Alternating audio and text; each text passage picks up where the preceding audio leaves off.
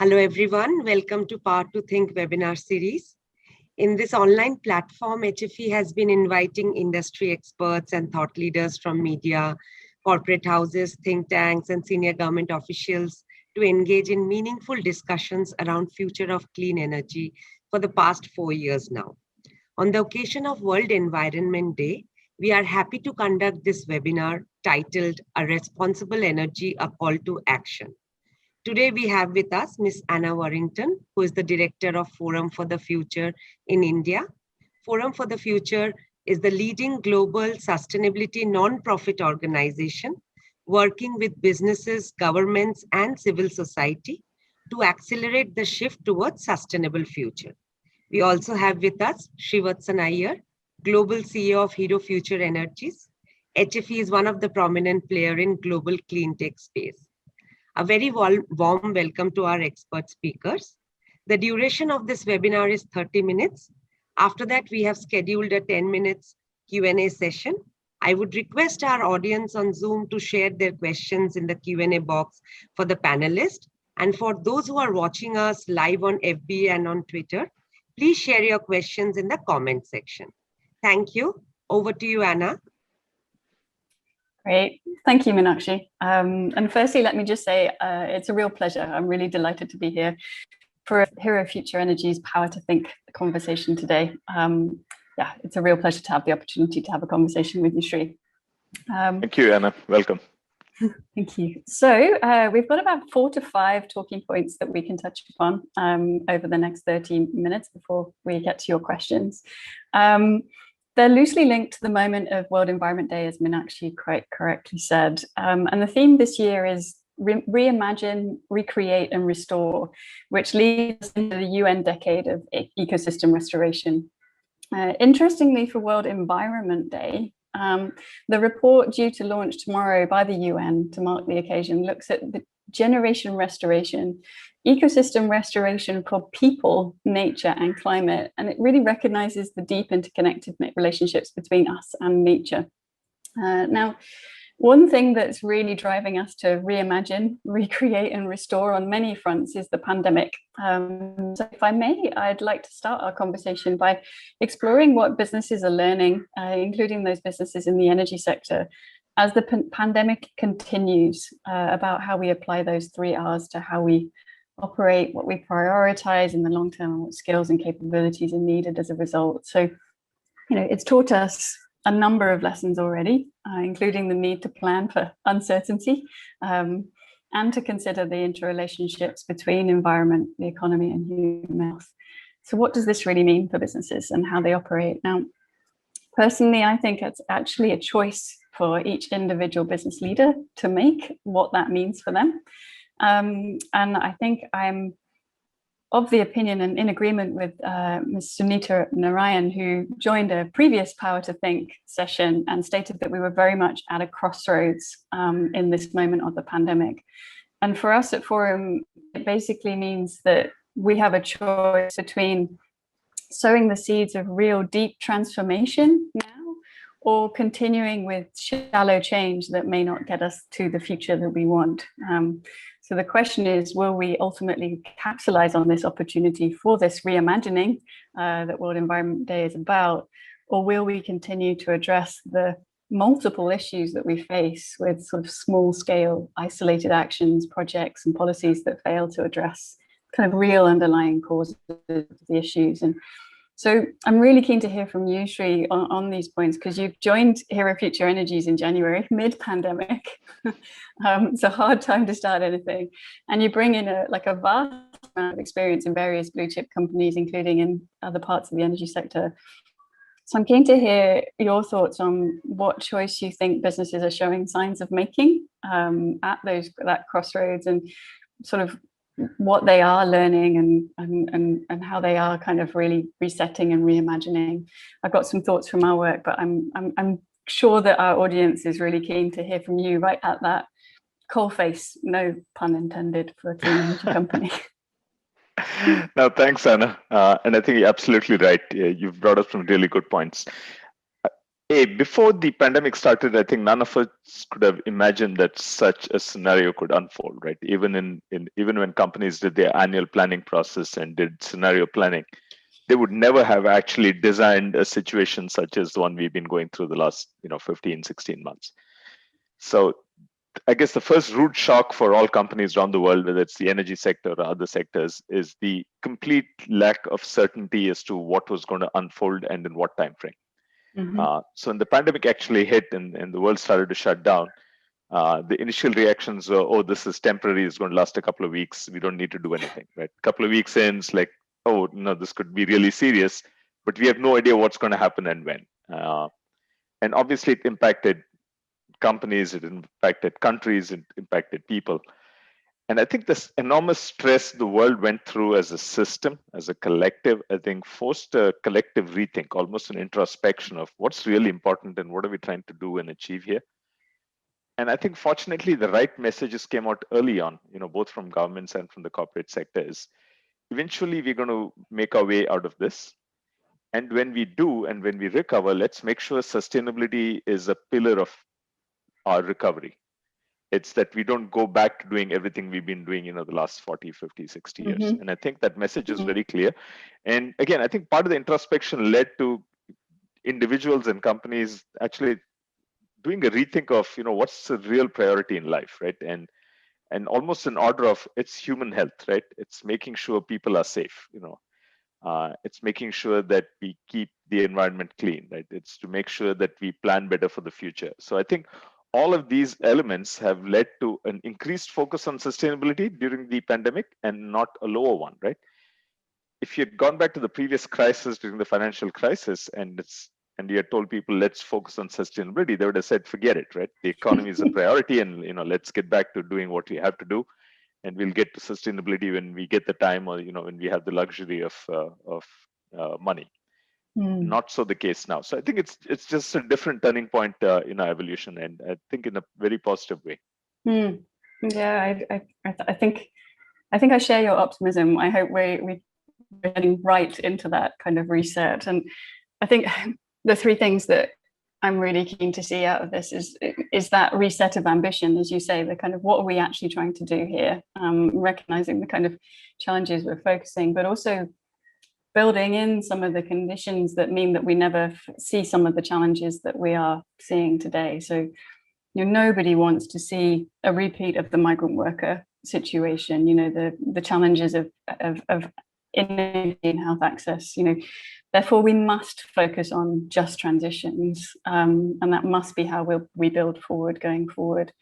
And I think, to your point on the, even if you did really good scenario planning, nobody put that pandemic front line and center, did they, in their kind of budget setting? So you're completely right. It sits outside of that funnel because it's possible, but it's not necessarily sitting in that kind of in the sights of the probable. So how do we actually build capability within how we manage our organizations and how we operate to think more about uncertainty, to manage for it, to kind of create that agility and that sort of systemic thinking, so that we are looking at these planning for the volatility that we're bound to see. Right. I think there's we've been asked to kind of share directly in terms of what did the pandemic mean for energy, and what are the significant changes in the way that individuals, corporates, investors, community, government, all the various stakeholders involved have changed their perception or consumption of energy. And I think kind of one of the things you mentioned about the financial crisis, and if you brought up sustainability being the priority, I think the same would be true if you'd said, well, actually, the next crisis might be the death knell for coal. I think the whole system would have just gone, nonsense, it's here for a while. But one of the things that we've really seen in the sector is that coal has really taken the hit when it comes to the way that we've changed how we've changed the way we use energy.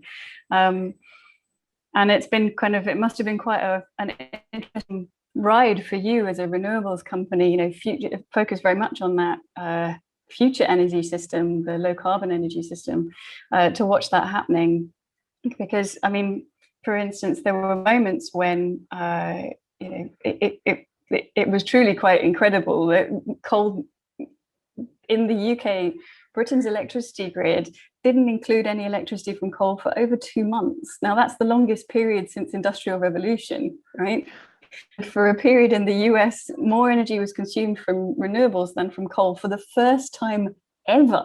And whilst India is not quite in the same boat, it has seen quite a remarkable shift in terms of what those sources of energy are, as our use has changed. And I'm very keen to hear from you your reflections on what that means for the way that the energy revolution is happening here in India. No, absolutely, and in fact, even from a global perspective, I think the transition was happening even well before the pandemic, and it was a matter of time. It was not a matter of if. Yeah. And part of it was driven, obviously, by public perception and pressure and regulatory action to make sure that we're driving towards cleaner energy systems. And I think that trajectory probably would have taken us to 2040, 2050 or so for the transition to be, I'd say, meaningful. I think a couple of things happened. One is the cost evolution of renewables has been so aggressive over the last, I'd say, 5 to 7 to 8 years. And that's what's driven part of the, I'd say, early retirement of coal, right? When it's cheaper to build solar or wind than build a new coal, you'd rather build renewable than coal, right? Or natural gas for that matter. However, the real tipping point comes when it's cheaper to build new wind or solar than an existing coal plant. And I think we're almost there, right? And that's the real tipping point that people probably don't focus too much on. And that's when you retire old coal plants, because you say, even economically, it doesn't make sense, even if you don't worry about sustainability, right? And I think the pandemic has really accelerated this in so many ways. One is the energy demand really did suffer globally over the last 15 months, right? And so when people looked at that and said, great, we've dropped hydrocarbon energy demand, can we kind of keep this going, right? Instead of kind of reverting back to where we are. And part of it is driven by structural changes in how the world operates, and part of it is driven by slower economic activity. What people also tend to perhaps not appreciate enough is the pace of change can be so quick that we don't quite figure it out, right? So that's why we underestimate the pace of change over the long term. I mean, let's take the example of our smartphone, right? This is only 10 years old. If 10 years back we would have told everybody to be carrying this, which is a phone, it's a video conference, it's a it's a GPS, it's a camera, it's everything else, they would have said you're crazy, right? There's no such technology.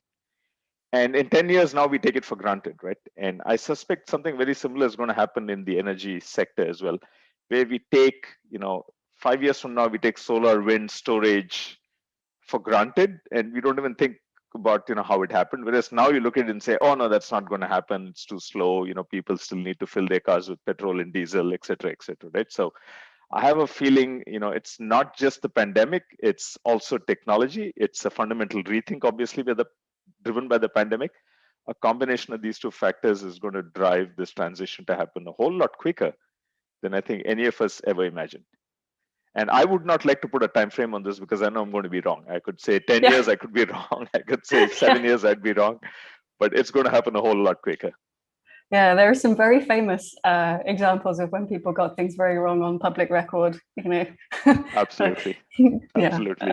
As the human race, we find it quite hard, I think, to predict accurately. I mean, there is, for those who are curious, they can go online and look this up. IEA actually has their outlook on solar adoption in the world, and they have their annual forecasts over the last 10 years. And every year they show a linear growth and a very marginal linear growth, whereas it's actually grown exponentially over that period. So all they do is they go back to the actuals and then again show a very conservative linear growth. And the next year they modify their prediction, but they don't learn that it has been exponential. Again, show a very marginal linear growth. So right? Even the best of the consultants just don't seem to get it right, or too conservative to project something as aggressive as this. Absolutely. And I wonder whether it's a strategy now that it's such a pattern sometimes. Yeah. But yeah, I completely agree. One of the other things that I guess as I was thinking about this question in preparation for this conversation, has happened, I think, in terms of the energy system, particularly here in India over the pandemic, is I think it's kind of exposed a few of what people are referring to as fault lines in our system that we knew were there, but maybe kind of front line and center as much. I think, headlines were made about, hospital energy consumption went up, by a factor of 6 in some places, just because of the additional demand of equipment and cooling. And when you think about the number of ventilators that were required, oxygen facilities, and there were some pretty dire challenges faced by hospitals and medical facilities to keep quality power on 24/7, even when there were on-site gensets. And I think it's kind of the direct knock-on effect that it had in terms of reducing the quality of care possible, particularly in rural places where these facilities are not as well equipped with sort of stable energy supplies. I think only has come back into the forefront of mind really of people in the energy access space. And I think the second kind of thing in the energy access space that it seems to have really drawn attention to again is the fact that as we went online, as education had to go online, it very much relied on people having those electronic devices, that phone that's 10 years old. And not everyone does have a laptop, not everyone does have their own mobile phone, and not every child has access. So, many share, and some have an unpredictable and unreliable power supply that means it's quite hard to keep that phone charged. And the government has done wonders in terms of recent electricity access goals, but that kind of quality 24/7 access kind of didn't necessarily enable the education that was needed, and the kind of, I guess, the achievement of future life prospects for these children. So I do think it's a kind of there are questions we need to answer and actions we need to take as a result. Right, absolutely. And I think energy is a critical part of everything you just mentioned, whether it's healthcare, hospitals, whether it's education, whether it's access to opportunities. If energy keeps its trajectory now, and energy prices or costs, I shouldn't say prices, costs keep dropping as they are, right? One of the positive benefits could be going to a world of what I call free energy. In other words, incremental energy production is so low that you can more or less call it free, right? That makes the process a whole lot more democratic in terms of the participation of everybody in economic activity, right? Because you're no longer struggling to get energy. You no longer think of it as a luxury good, because it's basically there, it's available, right? And that's a huge byproduct of this energy transition / revolution that I think we're going to see. That's going to bring a lot of positive benefits. Now, granted, you have energy doesn't mean you have access to internet and a computer and an iPad, but it's an essential, I'd say, precursor, right? And I think that's going to be a big benefit to people all around the world, people in India, is if you think of energy as free and it's available 24/7, it's going to open up the economic world to everybody, no matter where they live. Very true. It does feel like very much a kind of foundation, really, from which you can grow. I think one thing I should mention actually is that the pandemic has really demonstrated the value of the work done by organizations like the Foundation on things like energy efficient appliances in hospitals and passive design of buildings so that they require less energy, and distributed renewables with battery storage on site, that kind of thing. And I think it's we all know that the future of the energy system is quite diverse and low carbon. So I think that's kind of really, it's an exciting moment to recognize absolutely their work. So it truly is a revolution that we're undergoing, I think, and renewable energy is really a solution that can kind of really benefit all those interconnected areas of the environment, economy, and human health. Absolutely. There have been some recent news stories that indicate that more can be done, however, to maximize the positive impact. And I guess it's sort of worth us at the time of that flip into revolutionary state to kind of take some time to make sure that we do grow in a way that really does kind of add the most that we can to development, to our future. I think, I guess just for those that are listening, for the benefit of those listening that may not know of all the complexities that are currently hitting the news around the renewable energy value chain, it's kind of, it's in common with many sectors currently that grow quickly. Like if you grow, so too does your resource use, and more often than not, the waste that you produce.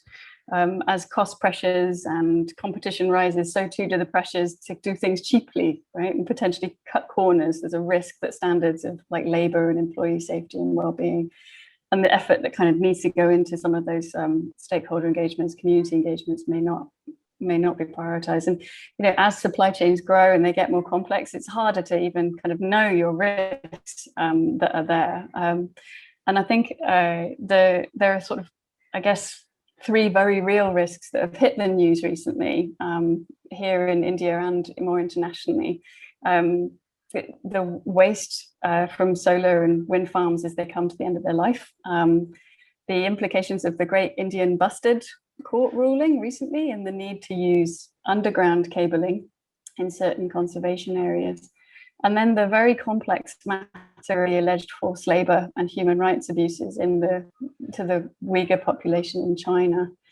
And I think these are really difficult and quite systemic issues to kind of manage. But I think there is an opportunity for the industry to turn them almost on their head and find opportunities in them to contribute benefits far beyond just kind of decarbonizing energy systems.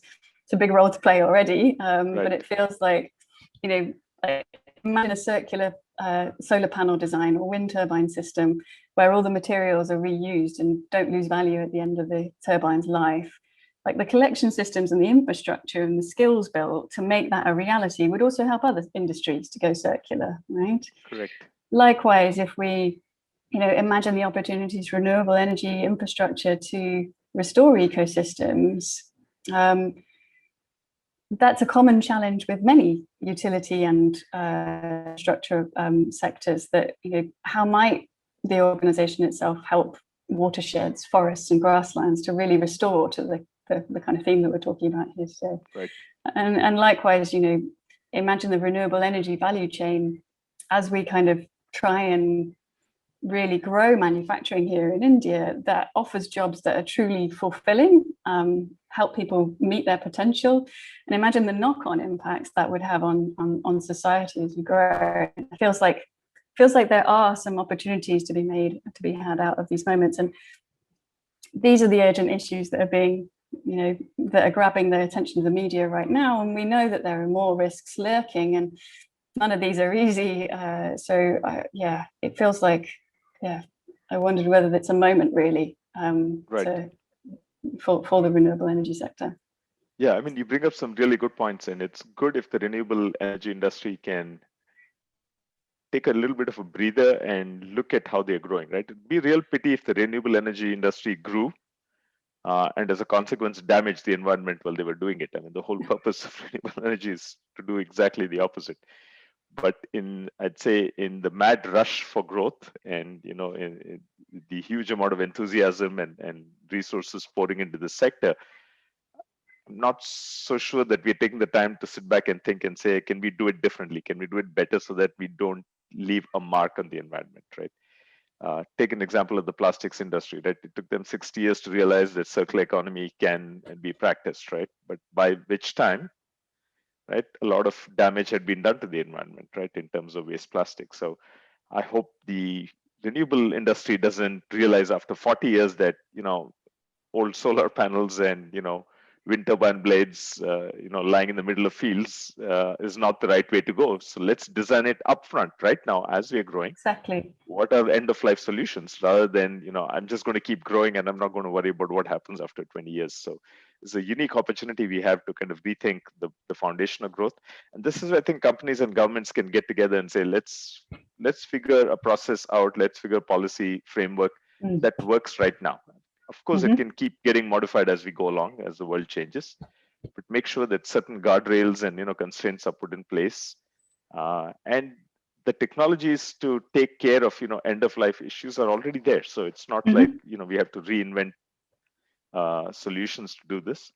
So I'm with you 100%. I think this is a time for the industry to rethink and make sure that we grow sustainably in all elements of sustainability, right? So if you look at the ESG framework, that we're not kind of acting on climate, but then leaving a negative footprint on some of the other dimensions of sustainability, whether it's people, whether it's environment, or what have you. So this is definitely a time for us as an industry to think through how we can operate.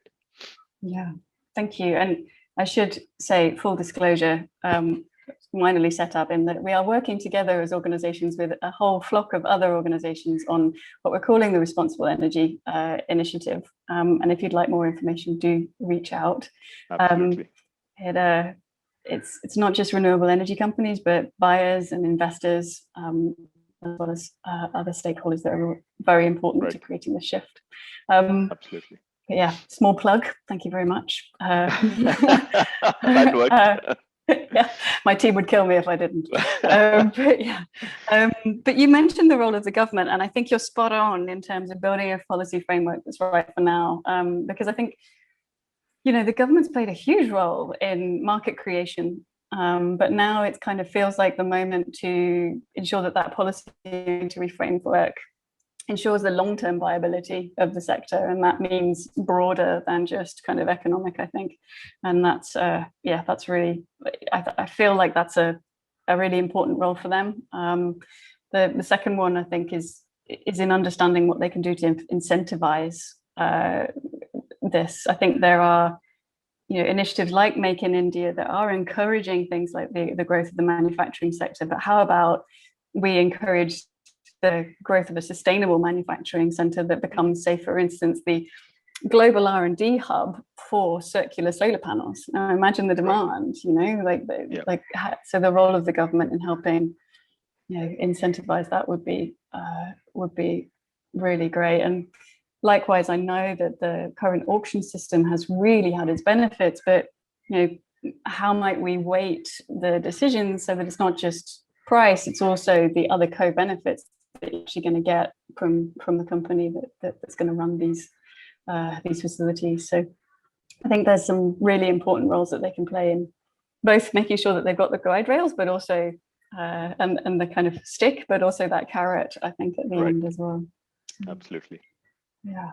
So just for the last 2 minutes, I'm just wondering, Meenakshi asked us to reflect briefly on the theme of World Environment Day. So there's kind of reimagine, recreate and restore themes, and it feels like it's been a theme throughout our conversation, and I am genuinely really quite hopeful that the theme for World Environment Day really is recognizing these interconnections that the pandemic is making very obvious right now, and helping us to think a little bit more what we call systemically, so kind of thinking across those connections that we have with different aspects of life and systems around us. I am also hopeful that it is very much encouraging us to take that reset, that to reimagine fundamentally what as you say, what we're here to do. And it feels like restoring the natural environment will be restoring for our own selves as well. But now, if you want to share your reflections. No, absolutely. I think spot on, and that's exactly the way I think all of us as individuals and companies and governments must think. This is a unique opportunity, right? Let's not let a good crisis go to waste, right? Let's make sure that we get something out of this. This allows us fundamentally to change the way we do things, the way we think about things, and structurally, right? It's not a temporary measure where we say we're going to do this for 2 months and then after COVID we go back. So it's imperative on all of us to think about what changes we can make as companies, as people, as governments that ensures that once we get out of this tunnel, that we have fundamentally changed our approach to sustainability in terms of how we think about it and how we prioritize it, and not think of sustainability as a luxury good. It should be the way we do things, right? I'd say back before the pandemic, it was always, when we have time, when we have resources, when we have money, we'll get to sustainability. Otherwise, let's focus on, economy and jobs and, et cetera, right? So the two are not mutually exclusive. So it can be done, you can have the same growth, you can have the same opportunities for people doing and, running the economy in a sustainable fashion. So I think that's probably one change that's going to come about that's very positive. All I hope is that we all collectively don't have short memories, and a year from now, when we all vaccinated and COVID is a distant memory, we say, great, let's go back to doing exactly what we did the last 30 years or 40 years. And I'm hoping that doesn't happen, but I really do see this as a turning point in our evolution in terms of how we operate. I'm very hopeful. Yeah, so let's hope we're all elephants rather than goldfish. Absolutely. Great, thank you. Meenakshi, do we have any questions? I can't see any in the chat function. I'm just conscious that it may be because we can't see the Q&A window. Anna, the questions have started coming in. Oh, yes. Okay. Yeah. Brilliant. Thank you. Yes. So I'll be posting one after the other. Could you just Perfect. take it up? Yeah. All right. Brilliant. So what are some things very small businesses can do to become more energy efficient? Now, I feel like you may have a far more informed answer than I do here, Sri. But I think some of the things that, so technically Forum for the Future is an MSME here in India. And one of the things that we find actually quite challenging is that we don't own the building that we operate out of. So we don't choose the energy supplier that we have. We don't get to maintain the HVAC situation, that kind of thing. We don't even control the temperature in our office. So there are some challenges that MSMEs often face that maybe larger organizations have more control over. But there are still things that we can do. We have conversations with office owners about that temperature and making sure that it's kind of comfortable. But then secondly, whenever we make any purchases of electronic devices, we really do prioritize energy efficiency in them and also the kind of end of life kind of recyclability. So it feels like very minor, but actually kind of quite important things for us. I don't know whether Sri you'd like to answer. No, absolutely spot on. I don't think we spend enough time thinking about energy as a cost item. We think of cutting costs everywhere, but we don't somehow seem to focus as much. So it is even from a business cost standpoint, it's the right thing to do. Like you said, like look for energy efficient solutions, look for energy efficiency, look for energy usage reduction wherever and whenever you can. And every business, regardless of size, can do that. Clearly, there's barriers in terms of can I invest a lot of new money just to buy a more energy efficient piece of machinery? Probably not. But the ones that you're running, you can maximize its energy efficiency. How you run your operations, like you said, the use of utilities in your building, whether it's air conditioning or light or what have you, right? So there's multiple small things that can be done. There's no silver bullet here, right? It's just a series of small actions everybody needs to take. Absolutely. Thank you. Another question here from Chita. How much are we ready for the Indian market to empower vehicles with solar power with demand of electric vehicles increasing? So are we ready basically for electric vehicles? I think we are. Again, it's the biggest, I'd say, barrier that's talked about by people is the charging infrastructure, right? We don't have enough charging infrastructure. It's going to cost, billions of rupees to set it up everywhere. The one difference between the Indian vehicle market and I'd say the global vehicle market in other countries is in other parts, especially in the West, vehicles are used more for daily commuting to do the everyday chores, whether it's going to work, commuting to work, or going on weekends to the shopping mall or what have you, but also for long distance trips, right? And in India, that component is relatively less in terms of vehicle miles traveled, right? So the key barrier here is to set up charging stations in urban areas, which can be done, right? We already have a network of petrol stations. We have, we have network of buildings and parking lots. The barrier is not as big as people make it out to be. Is it going to involve investment? Absolutely. Can it be done? Absolutely. So I think the market is ready.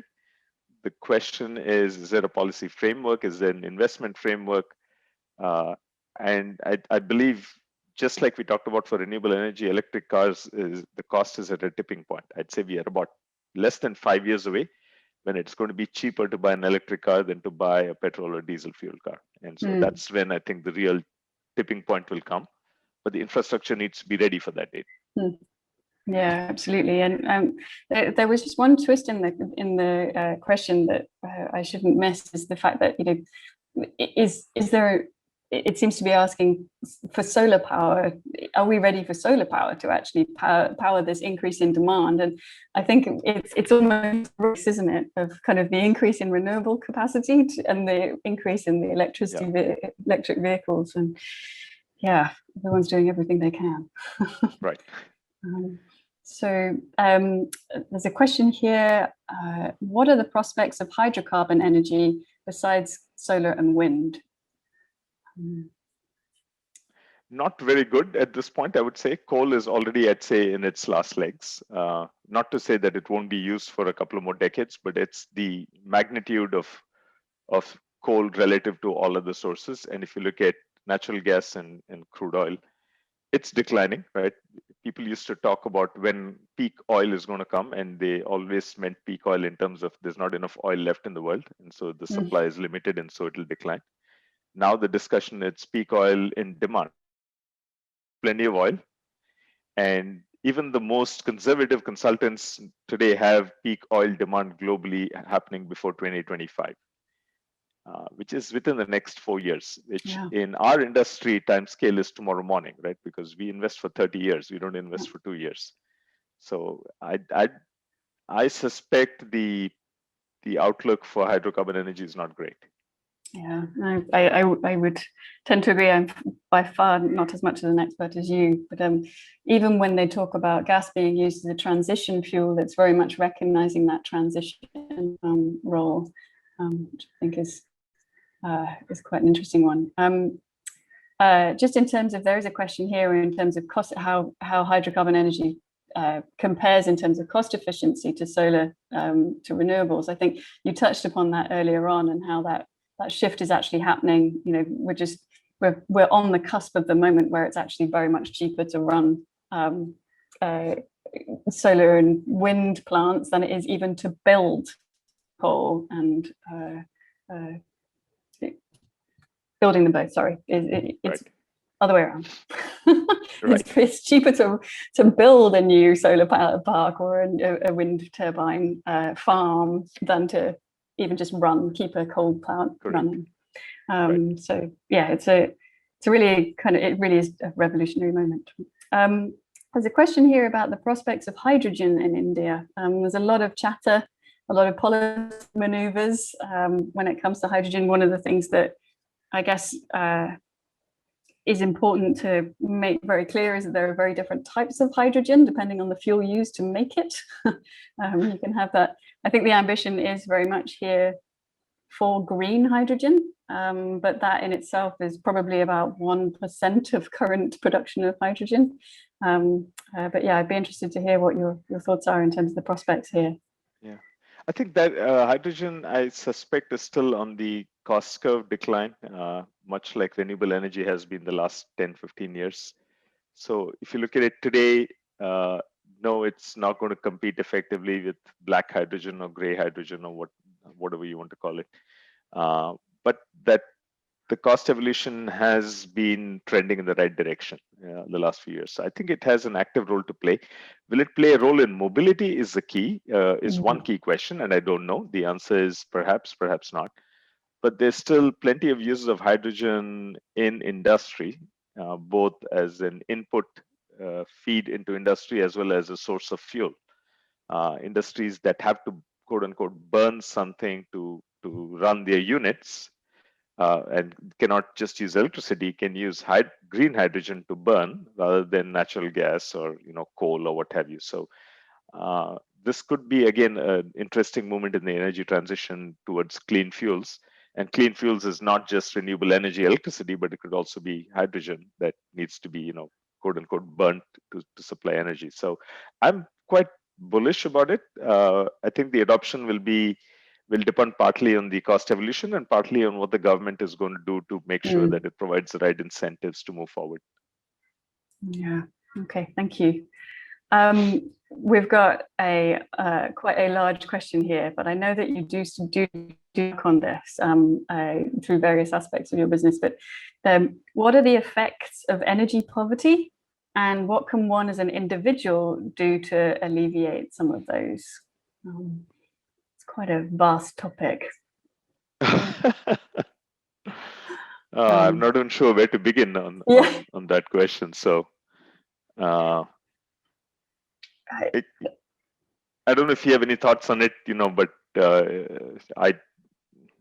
I'm not even sure where to start. I'd say again, I mentioned briefly, if I read this question right, energy can be the great equalizer, right? It's if you provide cheap, reliable energy around the world, around India, to everybody, everywhere, it suddenly opens up everyone to participate in the economy, right? And to have a chance to move forward.